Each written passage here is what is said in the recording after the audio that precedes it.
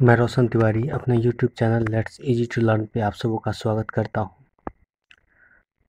आपने अभी तक हमारी YouTube channel let's easy to learn को सब्सक्राइब नहीं किए हैं तो आप हमारी YouTube channel let's easy to learn को रेड बटन दबाकर सब्सक्राइब कर लें, साथ ही बेल आइकन को भी प्रेस कर दें ताकि हमारे सभी वीडियो का नोटिफिकेशन आपको सबसे पहले मिले।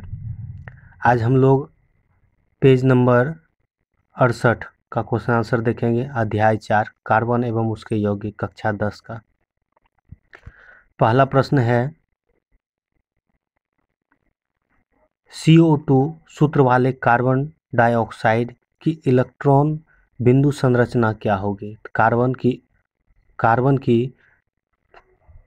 कार्बन डाइऑक्साइड की इलेक्ट्रॉन बिंदु संरचना इस प्रकार है। चित्र में आप देख रहे हैं, CO2 है, C का 4 है और O का क्या है 6 है।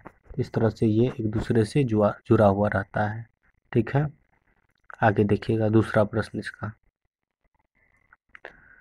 दूसरा प्रश्न है इसमें, सल्फर के 8 परमाणुओं से बने सल्फर के अणु की इलेक्ट्रॉन बिंदु संरचना क्या होगी? संकेत दिया हुआ है, सल्फर के 8 परमाणु एक अंगूठी के रूप में आपस में जुड़े होते हैं। तो यहाँ पर आप देख रहे होंगे अंगूठी के रूप में यहाँ पर सल्फर के 8 अणु जो है इस तरह से जुड़ा हुआ है। 1 2 3 4 5 6 7 और 8 अणु है। ये आपस में एक दूसरे से अंगूठी के रूप में जुड़ा हुआ है। ठीक है, चलिए पेज नंबर 68 के बाद पेज नंबर 76 का प्रश्न उत्तर देखेंगे। पेज नंबर 76 में पहला क्वेश्चन है, पेंटेन के लिए आप कितने संरचनात्मक समावयवों का चित्रण कर सकते हैं? तो पेंटेन के लिए निम्नलिखित रूप से 3 समावयवी का चित्रण कर सकते हैं, जैसे कि यहाँ पर दिया हुआ है। पेंटेन के लिए CH3 C2 CH2 CH2 CH2 और CH3 है। आइसोपेंटेन के लिए है CH3 CH2 CH3 CH3 इस तरह से दिया गया है। नियो पेटेंट के लिए दिया गया है। ठीक है, आगे देखिए प्रश्न 2 है, कार्बन के 2 गुणधर्म कौन से हैं जिसके कारण हमारे चारों ओर कार्बन यौगिकों की विशाल संख्या दिखाई देती है? तो देखिए कार्बन के 2 गुणधर्म कौन से हैं जिसके कारण हमारे चारों ओर कार्बन यौगिक की विशाल श्रृंखलाएं या विशाल संख्याएं देखी जाती है। तो कार्बन का 2 गुणधर्म है, एक है श्रृंखलन और दूसरा है संयोजकता। श्रृंखलन में आ जाएगा, कार्बन में कार्बन के ही अन्य परमाणुओं के साथ आबंध बनाने की अद्भुत क्षमता के कारण इस गुण को श्रृंखलन कहते हैं। यानी कि एक दूसरे के बीच आबंध बनाने, कार्बन के ही परमाणुओं के बीच आबंध बनाने की अद्भुत क्षमता होती है। इनमें कार्बन की लंबी श्रृंखला तथा कार्बन की विभिन्न शाखाओं वाली श्रृंखला पाई जाती है। ठीक है, चलिए आगे देखिएगा संयोजकता। दूसरा, पहला कार्बन जो अधिक हमारे आसपास में अधिक पाए जाते हैं, विशाल संख्या में पाए जाते हैं, इसका क्या कारण है? इसका कारण है पहला श्रृंखलन, यानी इसका जो आधारभूत ये जो जुड़ा होता है, इसका आबंध जो होता है, इसका क्षमता काफ़ी अच्छा होता है। दूसरा है संयोजकता। कार्बन की संयोजकता 4 होती है, अतः इसमें कार्बन के 4 अन्य परमाणुओं अथवा कुछ संयोजक तत्वों के परमाणुओं के साथ आबंध बनाने की क्षमता को संयोजकता कहते हैं। ठीक है, इसकी संयोजकता, कार्बन की संयोजकता 4 है, अतः इसमें कार्बन के 4 अन्य परमाणु अथवा कुछ संयोजक तत्वों के परमाणु के साथ आबंध बनाने की क्षमता को ही संयोजकता कहा जाता है। उसके बाद देखिएगा आपका तीसरा प्रश्न है, साइक्लोपेंटेंट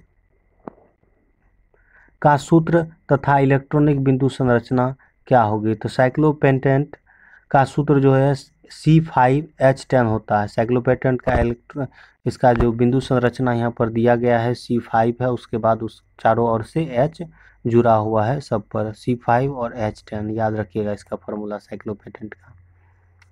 आगे देखेंगे,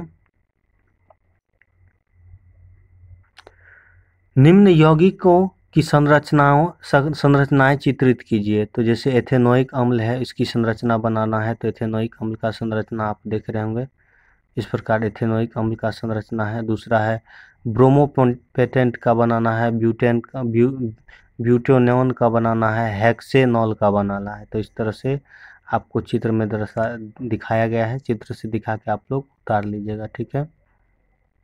चलिए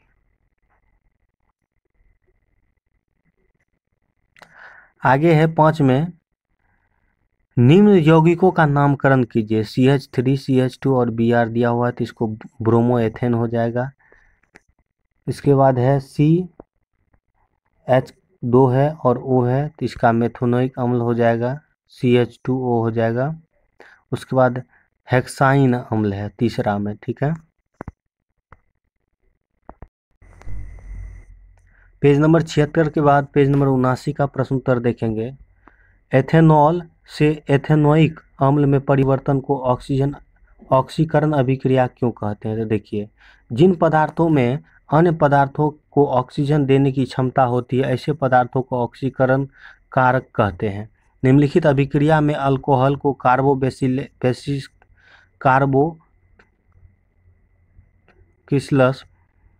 बेसिलस अम्ल में बदला जाता है। यहाँ पर देख रहे हैं आप लोग, सूत्र के द्वारा यहाँ पर दर्शाया गया CH3 CH2OH का क्षारीय प्लस ऊष्मा के साथ अभिक्रिया या अम्लीय के साथ CH3 COOH बना जाता है।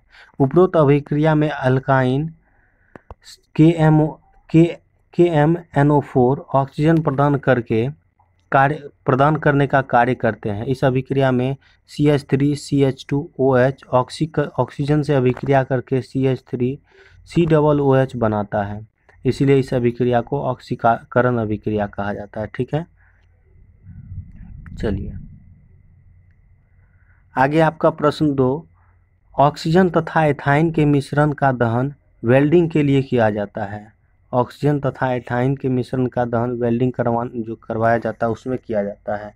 क्या आप बता सकते हैं कि एथाइन तथा वायु के मिश्रण का उपयोग क्यों नहीं किया जाता? एथाइन और ऑक्सीजन और एथाइन के मिश्रण का दहन के वेल्डिंग के लिए क्या आता है? क्या आप बता सकते हैं एथाइन तथा वायु के मिश्रण, यानी वायु का ऑक्सीजन का किया जाता है, यहाँ पर वायु के मिश्रण का उपयोग क्यों नहीं किया जा सकता? ऑक्सीजन तथा एथाइन के मिश्रण से ऑक्सी एसिटिलीन गैस उत्पन्न होता है जो अत्यधिक ताप कर वेल्डिंग करने में सक्षम है, परंतु वायु के मिश्रण से कोई गैस उत्पन्न नहीं होता, इसलिए इनका मिश्रण उपयोग में नहीं किया, इसलिए वायु का मिश्रण का जो है उपयोग नहीं किया जाता है वेल्डिंग करने में। तो आज के लिए इतना ही रहने दीजिए, एक नया वीडियो हम बना के फिर से अपलोड कर देंगे। अभ्यास के बीच में अभी और 2 पेज का प्रश्न उत्तर बचा हुआ है तो उसका अलग से एक नया वीडियो बनाकर हम दे देंगे। तो यदि अभी तक आप हमारे YouTube channel let's digital learn को सब्सक्राइब नहीं किए तो आप हमारे YouTube channel let's digital learn को सब्सक्राइब कर दें, वीडियो को लाइक करें, चैनल को सब्सक्राइब करें। फिर एक नए वीडियो के साथ मिलते हैं। जय हिंद, जय भारत।